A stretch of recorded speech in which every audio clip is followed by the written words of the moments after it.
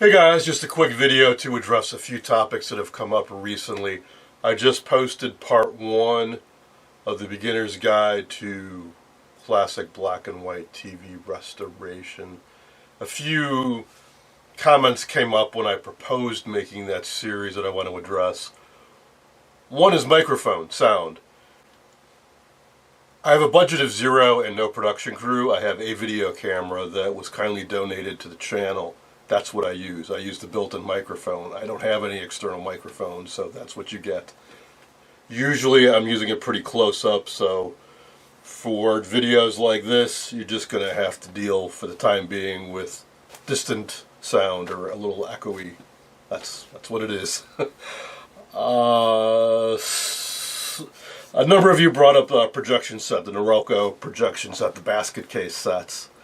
Well, your answer to why I'm working on them is right in that, because they're basket cases. I have an enormous amount of sets to work on.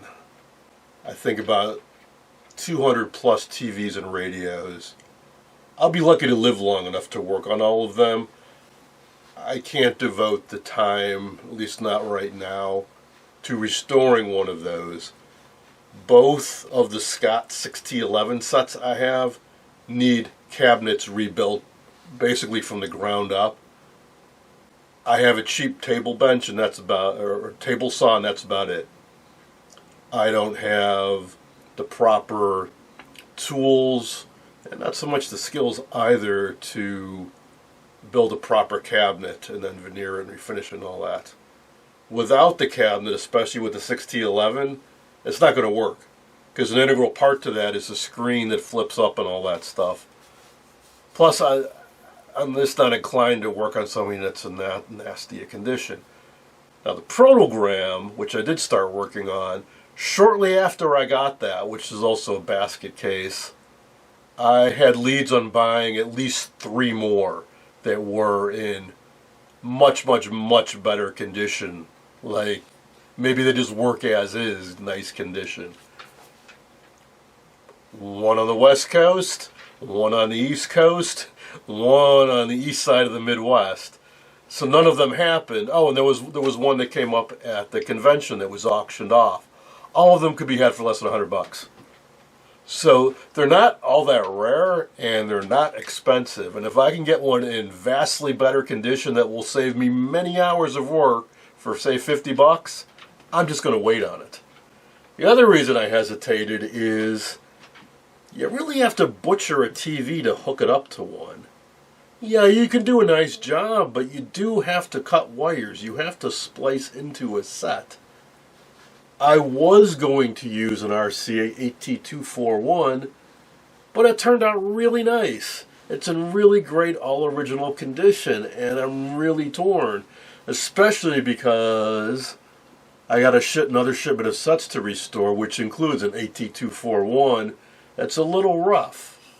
I already discussed with the owner that if I deem his can't be restored, maybe I'll just sell him mine. In which case I definitely don't want to be splicing into the wires. So those little Noroko protogram projects are on indefinite hold, I'm sorry to say. However, I do have the new RCA high-end, very nice and very good condition projection set, which I have been working on. But I'm afraid, as I mentioned when I got it, you're going to have to join my Patreon channel to watch those videos. It's just the way it goes.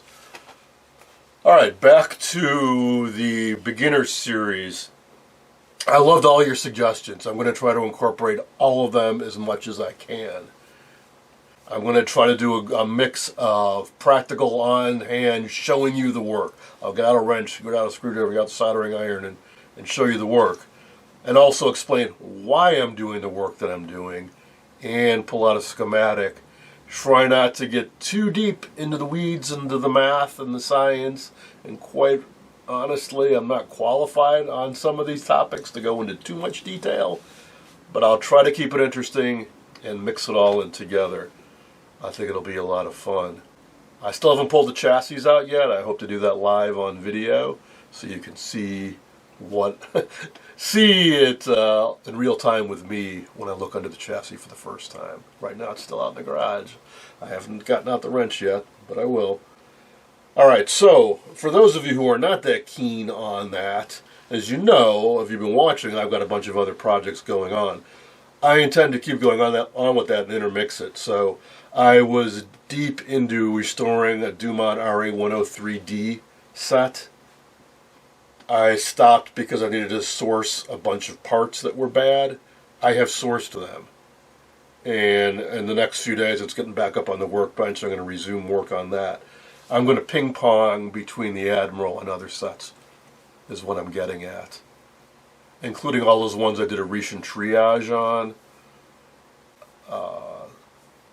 Partly because I've done a bunch of Admirals I could practically do with my eyes closed. I've done at least a dozen of them, and they're all the slight variations of 30A, 30B, 30C, and the 20 series. They're pretty similar. So unless something really unusual comes up, I expect that'll go smoothly, so it shouldn't be much of a big deal to slide it over to the side and pull out another project. The one reason I hesitated when I said that was the guy I got it from said his grandfather had tinkered around with it.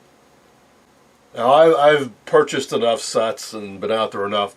I don't believe what anybody says when I buy something in terms of the history of a set. I wouldn't be surprised if nothing's been done to it. But potentially a bunch of stuff has been done to it, and who knows what state it's in.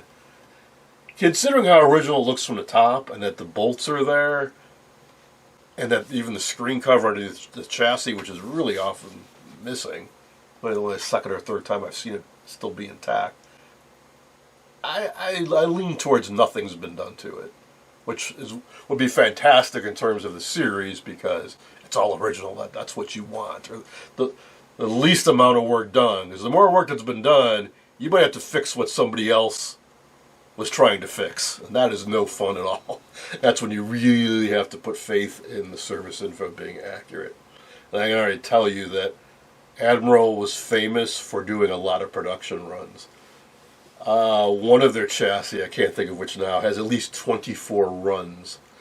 And I usually stamp it somewhere on the chassis, run 1, run 2, run 3, or it's a letter, especially with the early sets, like you'll see J stamped on various parts with a big orange ink stamp on it. It's run J. And then have fun in the service info going to the appendix and looking up at all the changes that preceded it to figure out exactly what the heck you're looking at. Anyway, so that's the plan. In less than a couple hours, I have some potential buyers coming. I've been teasing that for a while. The reason I haven't been seeing many videos, aside from me being sick and the holidays and being very busy with work, I'm now been sort of moved up into management. I'm still a programmer, but I have several people working under me, and I have to train them and keep an eye on them and keep them busy and check their work and all that, which is, well, it's more work. And I've been scrambling to get sets done for folks before Christmas, but also clearing out the basement. So the next time you see the basement and I pan around, it's going to look a lot different. It'll be a lot more open floor space, which is fantastic, especially if I sell potentially 4 or more sets tonight, which I'm really hoping on. They won't necessarily be gone tonight because I already informed them that, hey, basically they all work, but I need to recheck all the tubes, check the alignment, get a test pattern generator going, clean it, do a little bit of detailing on them, but I should be able to get them all fired up at least. So hopefully that will go well, and that will not only give me some much needed funds, but also free up some much needed space. So that is the plan. We're going to launch rapidly into the Admiral series.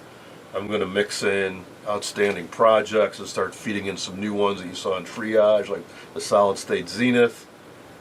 And if you want extra content, and if you want to see the RCA 741 PCS being restored, Please join my Patreon. You can join for just $1 a month.